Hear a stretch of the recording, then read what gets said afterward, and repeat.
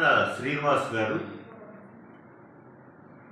2007లో నా దగ్గర international driving permit బాపట్లలో తీసుకుని అజర్బైజాన్లో సెటిల్ అయ్యారు. నేను ఇక్కడ పనిచేస్తున్నానని తెలిసి వైజాగ్ వచ్చి కలవటానికి వచ్చారు. దాని ద్వారా ఇక్కడ ప్రజలకి ఉపయోగపడే విధంగా అక్కడ డ్రైవింగ్ ఎలా ఉంటుంది ఏంటి అనే ఇంటర్వ్యూ చేసి మాటలతో కన్నా మన ఇండియాలో చాలా ఆంధ్రాలో కాస్త ఎక్కువ చెక్కింగ్ చేస్తున్నారని సిటిజన్స్, వాహన ఓనర్స్, డ్రైవర్స్ అనుకుంటున్నారు. కానీ అజర్బైజాన్ కూడా developing country like India, but వాళ్ళు రోడ్ సేఫ్టీలో ఇంకా మనకన్నా అడ్వాన్స్లో ఉన్నారు. కాబట్టి మీరు జీపీఎస్ సిస్టమ్ ద్వారా తప్పు చేస్తే చెక్కింగ్ చేసేసి ఆన్లైన్ బ్యాంకింగ్ ద్వారా కానీ మాన్యువల్ ద్వారా కానీ ఫైన్ కలెక్ట్ చేయాలి. అఫెన్స్ మాత్రం జీపీఎస్ ద్వారానే ట్రాక్ చేసి క్యాచ్ చేస్తారు. అది శ్రీనివాస్ గారు ఇక్కడ లైసెన్స్ తీసుకుని వెళ్ళిన తర్వాత అక్కడ ఎలా జరిగింది ఏంటి వివరిస్తారు. చెప్పండి శ్రీనివాస్ గారు. నమస్తే. నా పేరు శ్రీనివాస్ చంద్ర అండి, మాది కృష్ణా జిల్లా. అట్లాగే బాపట్ల లాస్ట్ టైం నేను 2007లో అంటే నాకు మామూలుగా లైసెన్స్ ఉంది, దాన్ని వేరే కంట్రీస్లో మనం నడపాలంటే ఇంటర్నేషనల్ లైసెన్స్ తీసుకుంటేనే వ్యాలిడిటీ ఉంటుంది. దాని మూలాన నేను బాపట్లలో ఇంటర్నేషనల్ లైసెన్స్ 1 ఇయర్కి ఇస్తారు. మన ఇండియాలో ఇంటర్నేషనల్ లైసెన్స్ 1 ఇయర్ ఇస్తారు. అలా ఆ లైసెన్స్ తీసుకుని వెళ్ళిన తర్వాత అజర్బైజాన్ యాక్చువల్గా ఏంటంటే Azerbaijan one of the former Russian country. వాళ్ళకి ఫస్ట్ నుంచి మన ఇండియన్స్కి వాళ్ళకి ఉన్న రిలేషన్ ప్రకారం ఇండియన్ లైసెన్స్ వ్యాలిడిటీ అక్కడ, అంటే మనం అక్కడ లోకల్ లైసెన్స్ తీసుకోవాల్సిన అవసరం లేకుండా ఇండియన్ ఇంటర్నేషనల్ లైసెన్స్ మనం యూజ్ చేసుకోవచ్చు అనమాట. దాన్ని ఎలా చేసుకోవాలి అంటే మేము నోటరీ ఉంటుంది, గవర్నమెంట్ ఆథరైజ్డ్ నోటరీస్ ఉంటాయి. వాళ్ళకి ప్రతిదానికి ఇక్కడికి వెళ్ళాల్సిన పని ఉండదు. వెహికల్ మోటార్ వెహికల్ ఇన్స్పెక్టర్ దగ్గరికి వెళ్ళాల్సిన పని ఉండదు. దీనికి సంబంధించిన డాక్యుమెంట్ పేపర్స్ ఏదైతే ఉంటాయో పేపర్స్ అంటే వాళ్ళ దగ్గరే ఉంటాయి, నోటరీ దగ్గరే ఉంటాయి. వాళ్ళు మేము వెళ్ళి మా సో వెహికల్ అంటే తర్వాత మన వెహికల్ నెంబరు అవి ఇస్తాం వాళ్ళకి. తర్వాత వెహికల్ అంటే మోడలు, వెహికల్ నెంబరు, అది అంటే కంట్రీ ఆఫ్ ఆరిజిన్ అవన్నీ అంటే సీ బుక్ లాంటిది అనమాట. అక్కడ దాన్ని టెక్ పాస్పోర్ట్ అంటారు వాళ్ళు, దాంట్లో సీ బుక్, మనకి సీ బుక్ అంటాం కదా, అంటే బయోడేటా, టోటల్ వెహికల్ బయోడేటా. దాంతోపాటు మన లైసెన్స్ ఇస్తే దాన్ని వాళ్ళ లోకల్ లాంగ్వేజ్లో మనం ట్రాన్స్లేట్ చేయించి ఇవాళ వాళ్ళకి, అంటే ఇంగ్లీష్ కాదు కాబట్టి ఇంటర్నేషనల్ అన్ని దేశాలు ఇంగ్లీష్ యూజ్ చేయరు కాబట్టి వాళ్ళ లోకల్ లాంగ్వేజ్లో ట్రాన్స్లేట్ చేసిన తర్వాత దాన్ని నోటరైజ్ చేసి మాకు ఇచ్చేస్తారు. అంటే మన లైసెన్స్ ఎంత టైం ఉంటుందో అంత టైం వరకు కూడా యూజ్ చేసుకోవచ్చు అనమాట. దాన్ని 1 ఇయర్ ఇంటర్నేషనల్ లైసెన్స్. అలాగే మేము దాన్ని అలా యూజ్ చేసుకున్నాం 1 ఇయర్ ఇంటర్నేషనల్ లైసెన్స్. తర్వాత ఏం చేశారంటే ఇండియన్ లైసెన్స్ ఎలా ఉంది కాబట్టి 1 ఇయర్ ఇంటర్నేషనల్ లైసెన్స్ టైం అయిపోయినా కూడా అంటే నార్మల్గా లైసెన్స్ 20 years లైసెన్స్ ఉంటుంది కదా, దాన్ని కూడా బేస్ చేసుకొని ఇప్పుడు కూడా అప్పుడు ఆ టైంలో 1 ఇయర్కి తీసుకున్నాక ఆ తర్వాత అదే కంటిన్యూ చేస్తున్నాం వాళ్ళు. ఎందుకంటే ఇండియన్స్కి ఉన్న రిలేషన్ ప్రకారం వాళ్ళు యాక్సెప్ట్ చేస్తారు అనమాట ఇండియన్ లైసెన్స్. అది రెండోది ఏంటంటే అక్కడ road rules left side driving వాళ్ళది. మొత్తం రష్యన్ కంట్రీస్ అన్నీ కూడా లెఫ్ట్ సైడే ఉంటాయి డ్రైవింగ్. యాక్చువల్గా నాకు తెలిసినంత వరకు యూకే కాలనీస్ ఎవరైతే ఉన్నారో 50-60 దేశాలు వాళ్ళది రైట్ సైడ్ డ్రైవింగ్, మిగతా మొత్తం మొదలైనంతా లెఫ్ట్ డ్రైవింగ్. అలాగే రూల్స్ కూడా బాగానే ఉంటాయి. అంటే మనలాగా పెద్ద డివైడ్ శ్రీనివాస్ గారు అన్నది లెఫ్ట్ సైడ్ డ్రైవింగ్ అంటే రోడ్డు మన ఇండియాలో లెఫ్ట్ సైడే వాడతాం, బట్ స్టీరింగ్ అక్కడ లెఫ్ట్ హ్యాండ్కి ఉంటుంది వెహికల్కి. ఇండియాలోనే ఉన్న right hand steering right side. దాన్ని బట్టి ఆ వెహికల్ అనేది అక్కడ రోడ్డు మీద మీకు లెఫ్ట్ వాడతారా రైట్ వాడతారా? Left side steering, left side road వాడతాం. ఇండియాలో ఏంటంటే right side steering, left side road వాడతాం. ఇదే డిఫరెన్స్. తర్వాత ఇప్పుడు మనలాగే పెద్ద డివైడర్స్ ఉండవు, అంటే రోడ్డు అటు అంటే వెళ్ళే వెహికల్స్కి కంట్రోల్ చేయడం కోసం మనకి పెద్ద ఇది పెద్ద రోడ్డు డివైడర్స్ ఉంటాయి. అక్కడ ఉండదు. జస్ట్ వైట్ లైన్ మార్కింగ్ ఉంటుంది అది. కానీ మామూలుగా ప్లేస్ చిన్న చిన్న డిస్ట్రిక్ట్ లెవెల్లో కానీ వేరే ప్లేస్లో అయితే సింగిల్ వైట్ లైన్ ఉంటుంది. అదే సిటీ సెంటర్లో అయితే డబుల్ వైట్ లైన్ ఉంటుంది.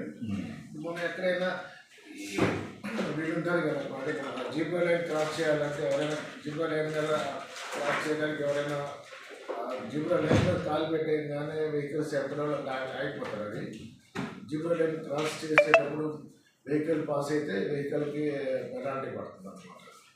అందుకని ఈ జీబ్రా లైన్ మీద ఎవరైతే పబ్లిక్ నిలబడ్డారో వాళ్ళని చూసి డ్రైవ్ చేసేవాళ్ళు ఆపేస్తారు వెహికల్. ఇప్పుడు రెండు మిడిల్ లైన్స్, రెండు క్రాస్ లైన్స్ ఉన్నాయనుకోండి, ఒక సైడ్ ఉంటే అక్కడ ఆగుతారు. అదే సింగిల్ లైన్ ఉందనుకోండి మధ్యలో, అప్పుడు రెండు వైపులో కూడా ఆగాల్సి వస్తుంది అనమాట. ఒక జీబ్రా లైన్ ఇటు క్రాస్ చేసి అవతల పక్క వెళ్ళేంత వరకు కూడా ఆగుతారు అన్నమాట. అట్లా తర్వాత అక్కడ ఒక్క నిమిషం శ్రీనివాస్ గారు. ఇప్పుడు శ్రీనివాస్ గారు చెప్పేది ఏంటంటే, దీని మీద ఉన్న డాటెడ్ లైన్ బట్టి డ్రైవింగ్ చేయటాన్ని లేన్ డ్రైవింగ్ అంటారు. ఇక్కడ ఇప్పుడు డెవలప్ అయింది ఇది లేటెస్ట్గా. అంటే ఇది డాటెడ్ లైన్. ఈ డాటెడ్ లైన్కి ఇటు పక్కన వాహనం మనకి సపోజ్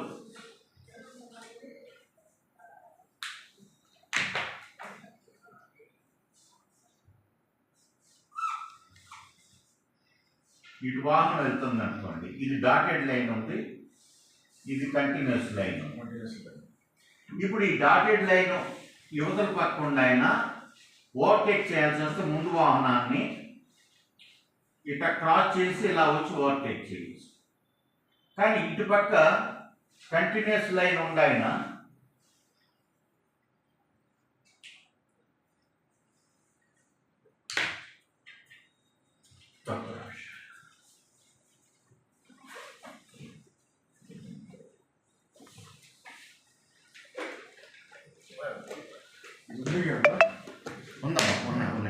లైన్స్ ఉన్నాయి. ఇదిగోండి, ఓకే. వెహికల్ ఇలా వెళ్తుంది ఇక్కడ నుంచి. అదే ఎల్లో లైన్ తీస్తాను. వెహికల్ ఇలా వెళ్తా ఉంది, ఇక్కడ వైట్ లైన్ ఉంది. ఇదేమో ఇప్పుడు మనం వెళ్తా ఉన్నాం, మనం ఇక్కడ తీసుకోవాలి. అప్పుడు ఏమవుతుందంటే ఎక్కడైతే ఈ బ్రేక్ బాక్స్ ఉన్నాయో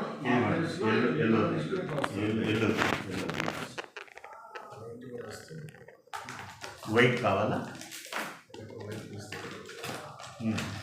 వైట్ దాని మీద కనపడవచ్చు.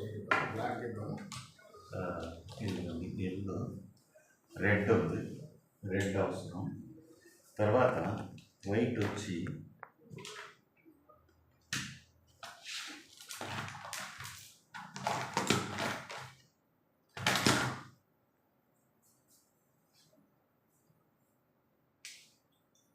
ఎల్లో, రెడ్, వైట్ కావాలా? వైట్ పట్టలేదు, వైట్ పడదు. దాన్ని ఏం చేద్దాం?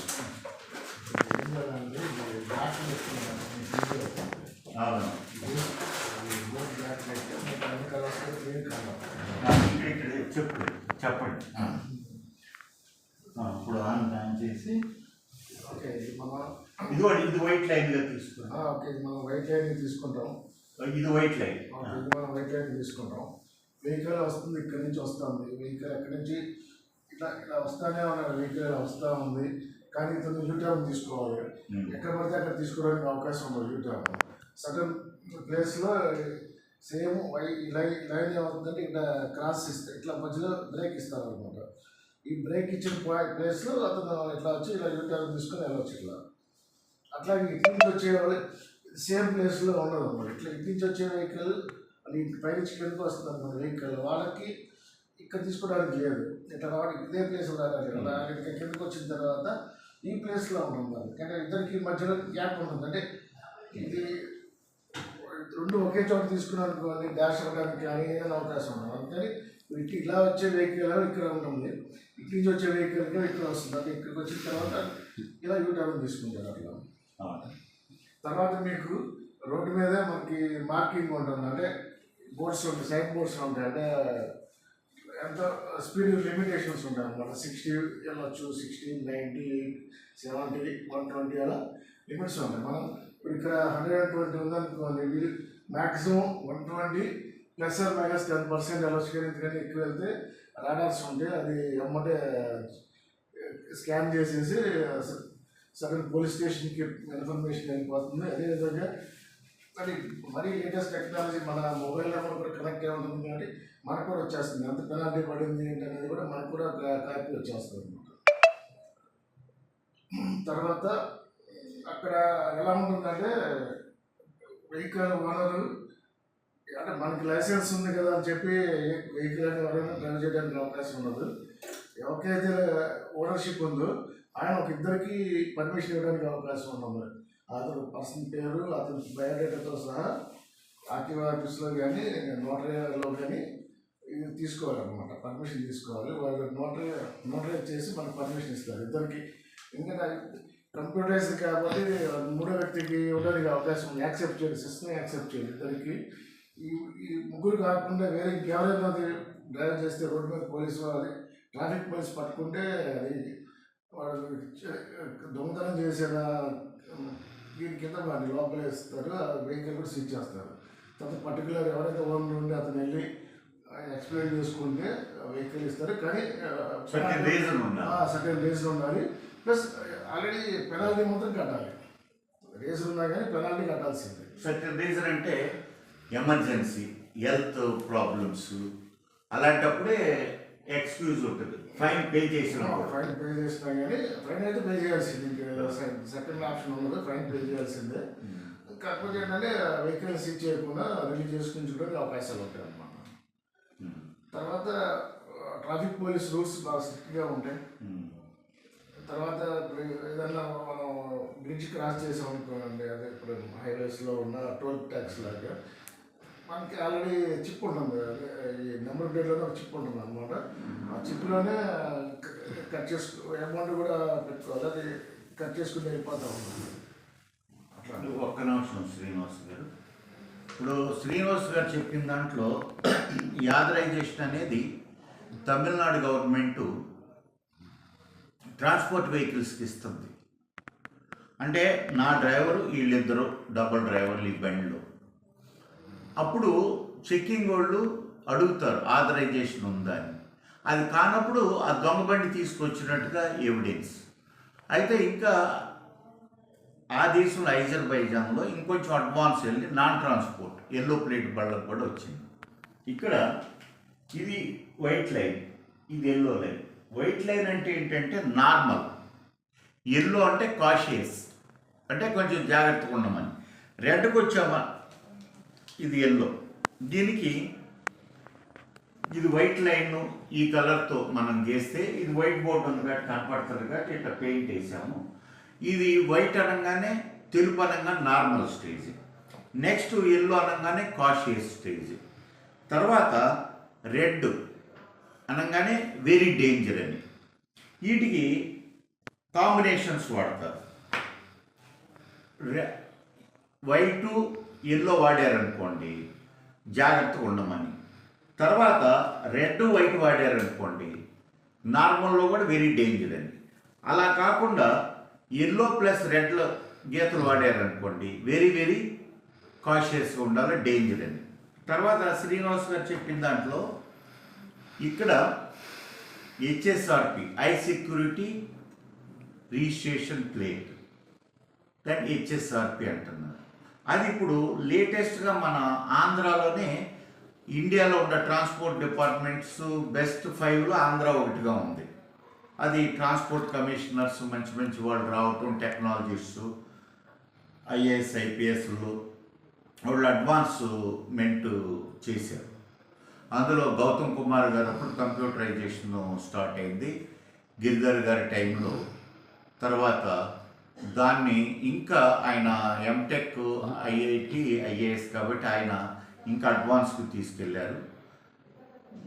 అది గౌతమ్ కుమార్ గారు లా చేసి